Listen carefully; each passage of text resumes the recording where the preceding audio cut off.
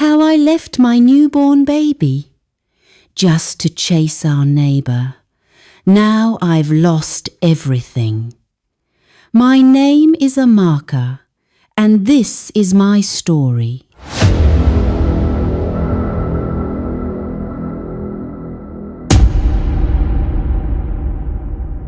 Obinna was a calm gentleman. He didn't smoke, he didn't drink. He lived in Lagos and worked as a car electrician in Oshodi. Life was not perfect, but he was content. But there was something missing. A woman, a good woman, not like the Lagos girls who only cared about iPhones and shawarma. So that December, Obinna travelled to his village, Isiama, with one goal: to find a wife. That's where he saw her, Amaka. She was standing by the stream, holding a calabash on her head, with her wrapper tied tight around her waist. Her skin was dark and smooth, like palm oil, her eyes shy. Her laugh soft, like rain on zinc. Obinna's heart left his chest that day. He didn't waste time. Within weeks he met her parents, paid the bride price, and by January, Amaka had followed him to Lagos. At first, life was sweet. Obinna loved her with everything. He bought her new clothes, a smartphone, and perfume from Balogun Market. He even painted the one-bedroom apartment just to please her. Soon, Amaka got pregnant. They were both happy. Obinna worked extra hard fixing cars all day, saving money for their baby's future. And when their baby girl came, Obinna cried tears of joy. But something changed in Amaka. She started dressing differently, wearing tighter clothes, putting makeup just to buy pure water, always on her phone, smiling at something or someone. Then there was Mr. Collins, the neighbour upstairs. A big man, drives a red Range Rover, wears gold chain, smells like money. Every weekend, young girls in tight jeans visited him. Amaka began greeting him more. Then longer conversations. Then whispers at the gate. Obinna didn't notice at first. He was always working. But soon he started hearing things. Neighbours said they saw Amaka going out at night after he left for night shifts. She would dress like she was going for a party, but she never went far. She went upstairs to Mr. Collins' flat. Sometimes she would leave their newborn baby crying, hungry, her diapers soaked just to go and be with him. One night, Obinna came back early from work. He opened the door. The room was dark. The baby was on the floor, crying. Milk bottle rolling on the ground. Amaka? Nowhere. He waited. Midnight passed. 1 a.m. 2 a.m. Then he heard footsteps. Soft, careful step. Amaka came in, smelling of strong perfume, her lipstick smudged. She looked shocked to see him. Obinna didn't shout. He didn't talk. He just carried his baby and sat on the bed, silent, heartbroken, like a cracked mirror. Amaka opened her mouth to speak, but no words came out. Amaka stood at the door, breath shaky, wrapper half tied, sweat shining on her neck like guilt.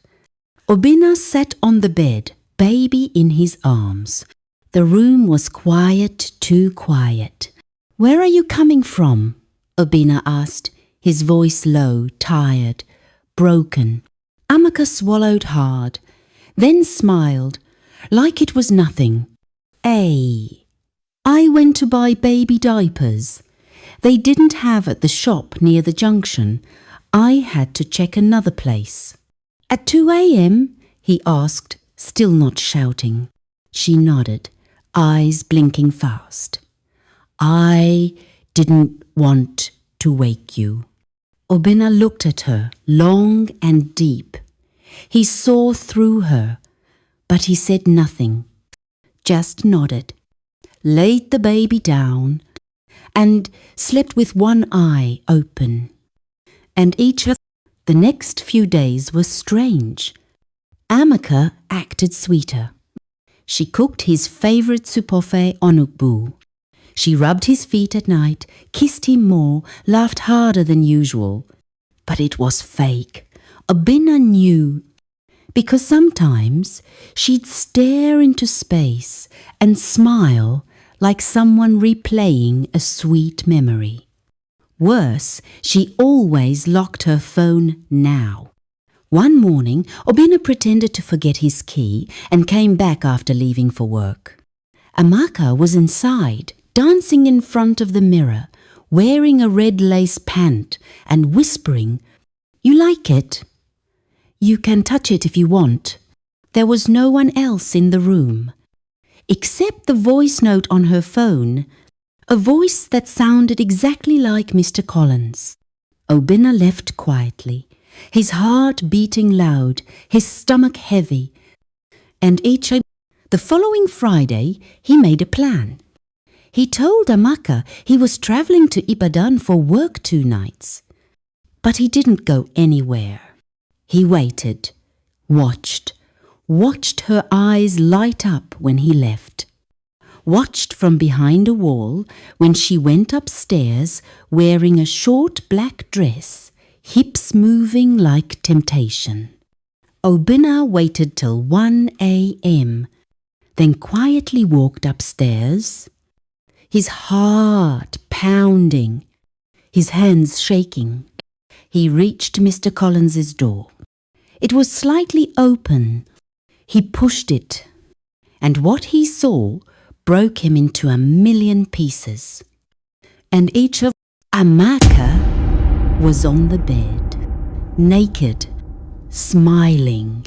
Underneath her, Mr. Collins holding her waist, whispering, "Your husband can never give you this kind of wood." Amaka laughed.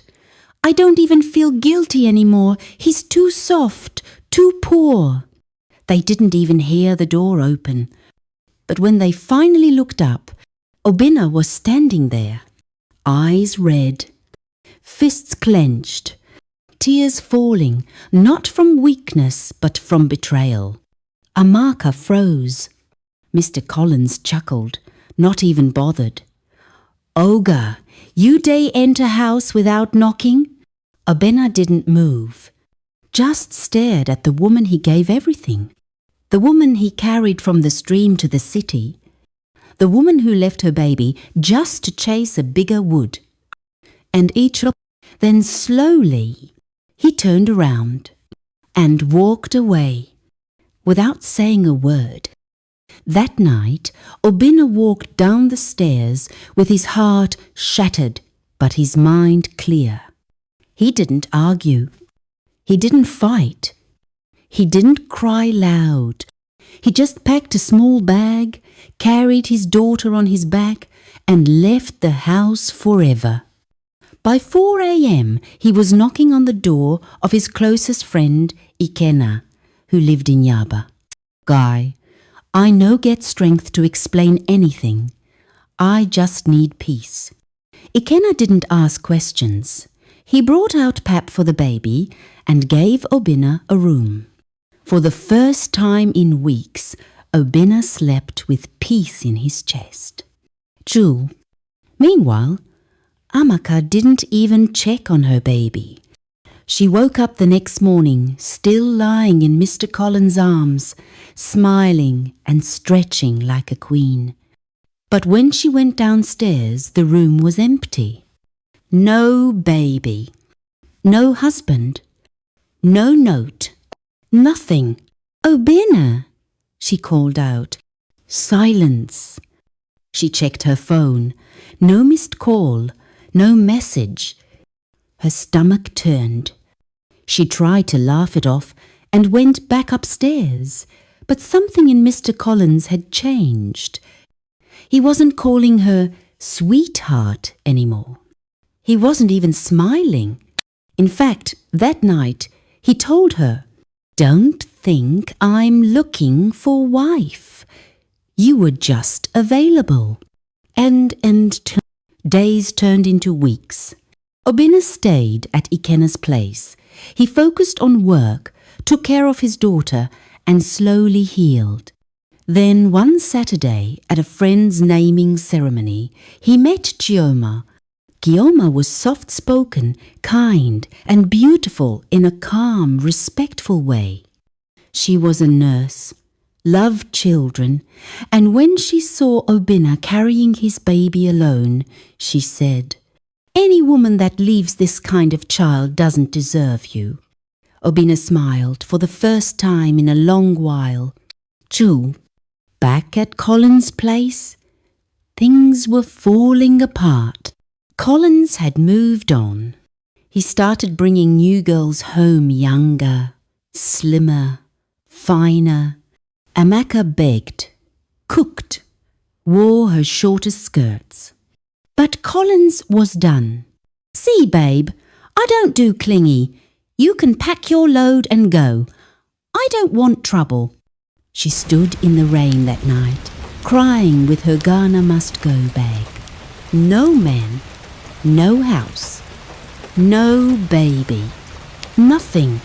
She called Obinna over 20 times. He never picked.